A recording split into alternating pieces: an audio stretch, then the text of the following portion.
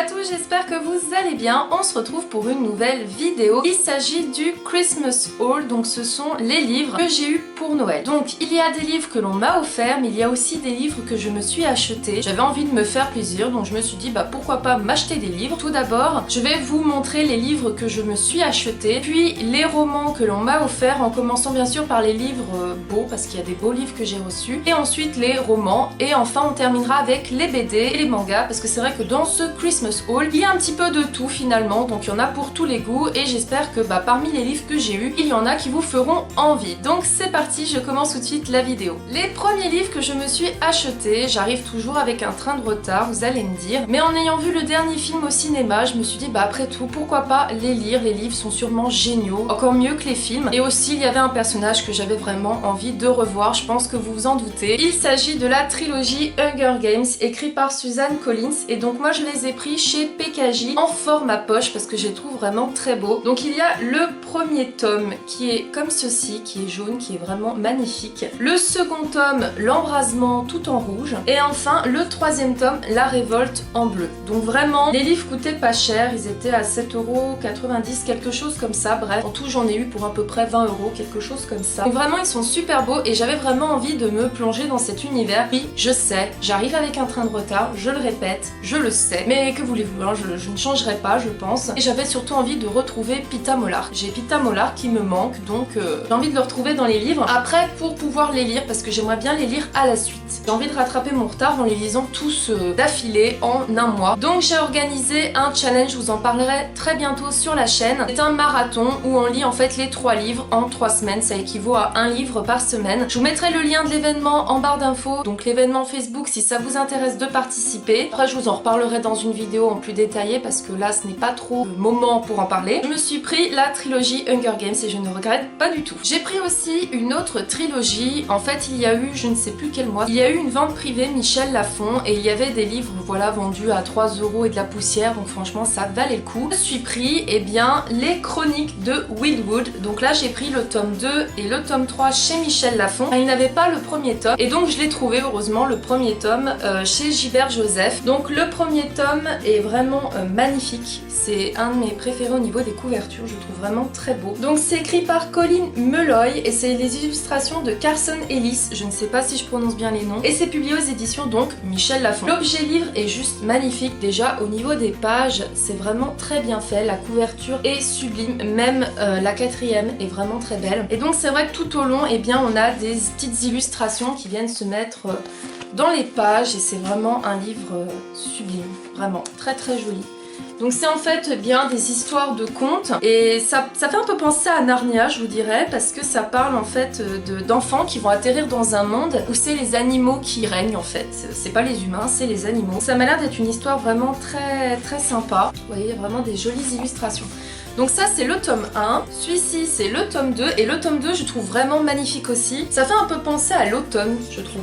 La couverture un petit peu marron, tout dans les teintes de l'automne. Vraiment elle est magnifique cette saga. Et enfin le 3e tome qui fait un peu penser à l'été, qui est en bleu.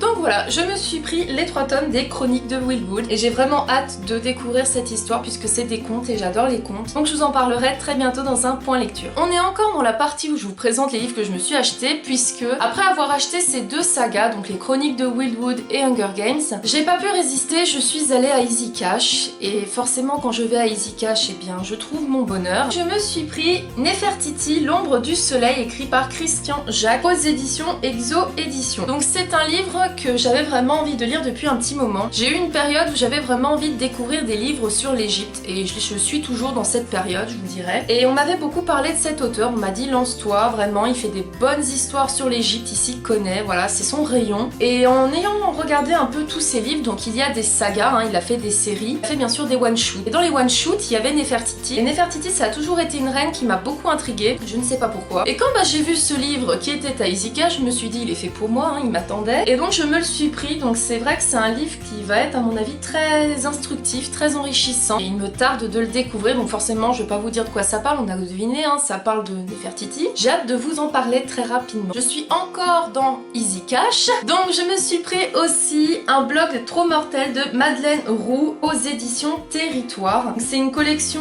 de fleuves noirs. J'ai vu la couverture, je me suis dit bon, ça c'est un livre d'horreur, ça va sûrement me plaire. Et donc c'est une histoire en fait d'une jeune fille qui s'appelle Alison Hewitt et en fait elle tient un blog, d'où le titre. Donc forcément quand j'ai vu le mot blog ça m'a fait rire, je me suis dit tiens. Et en fait sur son blog elle explique un petit peu comment ça se passe dans son monde, qu'en fait il y a une invasion de zombies et comment elle fait pour survivre avec son groupe d'amis et elle espère que via ce blog il y a des personnes qui vont venir la secourir. Donc je me suis dit que ça pouvait être pas mal, le livre était à 4 €, j'ai dit allez pourquoi pas tenter, surtout que j'ai vu sur Babelio et Livre Addict il a quand même de bons avis, pourquoi pas tenter l'aventure avec cette histoire. Et enfin dernier livre que je me suis acheté à Easy Cash, alors celui-ci je l'ai pris sans vraiment savoir pourquoi. J'ai craqué sur la couverture, j'ai craqué sur les images qu'il y avait dedans, donc j'ai dit bah je le prends, je verrai bien. Il s'agit de Le livre secret des vampires, écrit par Catherine Queneau et publié aux éditions Singe et Hugo NC. En fait quand j'ai vu cette couverture je me suis dit tiens c'est bizarre qu'elle est un peu matelassée.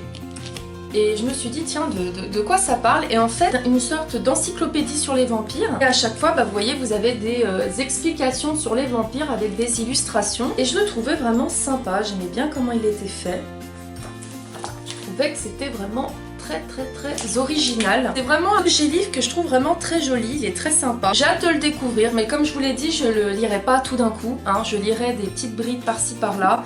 Je lirai en entier, hein, mais pas tout d'un coup parce qu'il y a quand même pas mal de choses. Hein. Donc j'ai hâte de vous en parler dans un prochain point lecture. On passe maintenant aux livres que j'ai eu pour Noël, donc par ma famille. Donc je vais d'abord vous présenter les livres très beaux que j'ai eu. Le premier livre que je voulais, mais que je voulais depuis un bon moment parce que je savais que dedans en plus on avait des goodies. Il s'agit du livre Harry Potter, la magie des films par les créateurs de la saga cinématographique. Je pense que vous en avez entendu parler de ce livre, hein. Il circule beaucoup sur la Blogo ou sur Booktube.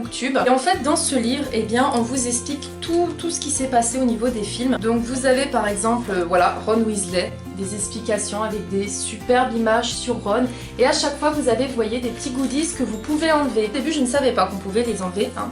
C'est bien sûr en fouinant et en regardant que je me suis rendu compte qu'effectivement vous pouvez les enlever, donc pour les mettre ensuite en décoration, pourquoi pas sur votre bibliothèque. Sachez que c'est ce que je compte faire, pas les laisser dedans, ça serait dommage qu'ils soient pas visibles en fait. Voilà, vous avez aussi la petite enveloppe qui pareil, elle s'enlève en fait. Et dedans, quand vous ouvrez, vous avez la fameuse lettre qu'a reçue Harry Potter pour intégrer l'école de Poudlard. Je vais vous montrer d'autres images parce que franchement ça vaut le coup. Vous avez par exemple le petit goodies avec les incantations des cours de Rogue. Là vous avez une petite pancarte de l'affiche que Dolores Umbridge avait faite pour tout ce qui était interdit dans l'école. Et là j'arrive sur le goodies que tout le monde veut, qui coûte très cher parce que je suis allée au studio de Londres Harry Potter et je peux vous dire qu'elle coûtait cher, c'est pour ça que je me la suis pas prise, mais là, de savoir qu'elle était dedans, j'ai pas pu résister.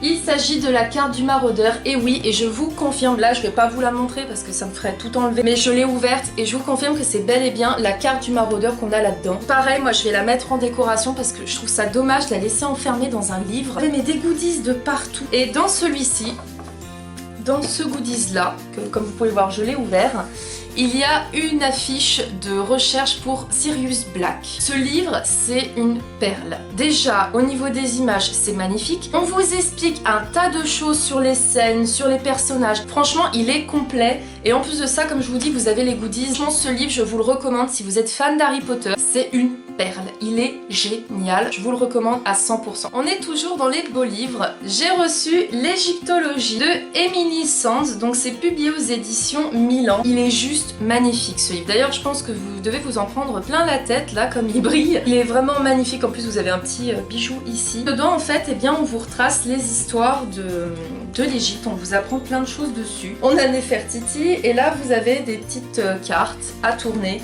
C'est pareil, c'est très instructif je trouve ce genre de livre où voilà il faut que vous tourniez. Donc là par exemple il faut ouvrir la ficelle pour regarder.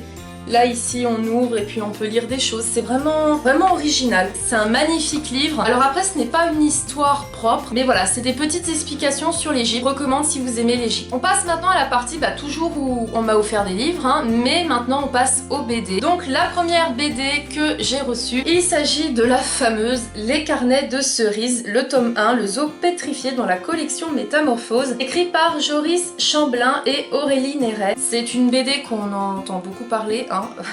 Je crois que c'est la BD dont on entend surtout beaucoup parler. Et quand j'avais vu les images par d'autres booktubers, je me suis dit c'est pas possible, il faut que j'aie cette BD, elle m'a l'air magnifique. Et effectivement, je vais vous montrer des planches. Les couleurs sont très douces, sont très colorées, les personnages ont un visage très arrondi, très doux.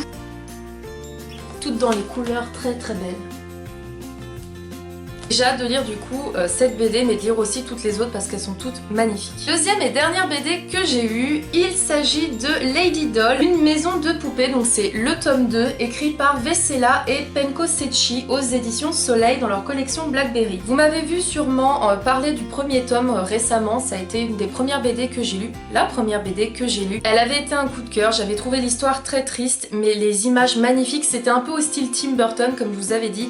Histoire sombre mais assez colorée. Dans le premier tome, je vous avais dit qu'il y avait beaucoup d'images roses. Et bien dans le second tome, c'est le cas, mais elles sont moins flashy. Et en plus, les univers à la style Tim Burton, forcément, ça ne peut que me plaire. Très rose ou violette dans cette BD. En fait, de toute façon, on reste dans les tons qu'il y a sur la couverture, hein, c'est souvent comme ça. J'ai vraiment hâte de lire ce second et dernier tome. On verra bien comment se termine l'histoire. On passe maintenant au manga, et oui, parce que j'ai eu 2 BD et j'ai eu 5 mangas, donc je vous les présente tout de suite. Le premier que j'ai eu, il s'agit de Say I Love You de Anae Azuki, publié aux éditions Pika Édition, donc c'est le tome 4. J'ai les 3 premiers tomes dans ma page, je ne les ai toujours pas lus, mais j'avais feuilleté les planches et l'histoire me paraît super belle, donc c'est l'histoire bien sûr d'un couple. C'est un shoujo. J'ai ensuite eu The Ancient Magus Bride de Kore Yamakasi, publié aux éditions Komiku. Donc j'avais le tome 1 et le tome 2 dans ma palle. Pareil, je ne les ai pas lus, mais je demande le tome 3. Je ne suis pas logique. Je ne suis pas logique, mais les couvertures sont vraiment super belles. Même la 4e est très jolie. Et de toute façon, c'est une saga un petit peu fantastique, puisqu'il y a un méchant magicien et je crois que cette petite fille doit l'épouser. Enfin, il y a une histoire un petit peu comme ça. Bref, j'avais vu sur la chaîne de Lins Otaku, elle en a tellement bien parlé que j'ai craqué. Et donc j'ai demandé le tome 3 parce que je pense que je vais m'enfiler la saga assez rapidement. J'ai ensuite eu encore une fois des tomes d'une saga que je n'ai pas commencé. Le tome 3 et le tome 4 de Le Maître des Livres de Omiharu Shinohara, publié aux éditions Komiku. Pareil, je ne l'ai pas encore lu, j'ai encore le tome 1 et le tome 2 dans la page, je ne les ai pas lus. Mais c'est pareil, je pense que c'est des mangas que je vais enchaîner puisque ça parle de livres donc forcément. Et je n'ai pas eu un seul avis négatif sur cette saga. Franchement, tous les booktubers qui l'ont lu l'ont soit adoré, soit ont eu des coups de cœur, donc j'y vais un petit peu les yeux fermés. Et donc j'ai eu le tome 3 et le tome 4. Dernier manga que j'ai reçu et que je voulais à tout prix, il s'agit de Death Note dans la Black Edition de Tsugumi Oba et les dessins de Takeshi Obata, publiés aux éditions Dark Kana. Donc c'est en fait la Black Edition parce que je voulais celle-ci, parce que dedans vous avez le tome 1 et le tome 2, ça m'évitait d'acheter les petits livres parce que au bout d'un moment ça prend de la place dans la bibliothèque, hein, honnêtement. Et quand j'ai vu tous les tomes qui étaient sortis de Death Note, je me suis dit oh non. Donc je préférais la prendre dans la Black Edition qui est vraiment magnifique parce que vous avez donc les pages noires, hein. Par contre il est quand même épais puisque vous avez donc le tome 1 et le tome 2. Un manga qu'on entend beaucoup parler. L'histoire en fait d'un jeune homme qui va avoir un carnet et dans ce carnet en fait c'est le carnet de la mort. Les prénoms écrits dedans, de ce que j'ai cru comprendre, tuent les personnes. Et donc j'ai hâte de découvrir ce manga très rapidement. Cette vidéo est maintenant terminée, j'espère qu'elle vous aura plu. N'hésitez pas à me dire si parmi les livres que j'ai eus, il y a des livres qui vous tentent ou alors si vous en avez lu, ce que vous en avez pensé. J'espère que vous avez passé tous de très bonnes fêtes et je vous dis à bientôt pour une prochaine vidéo. Salut!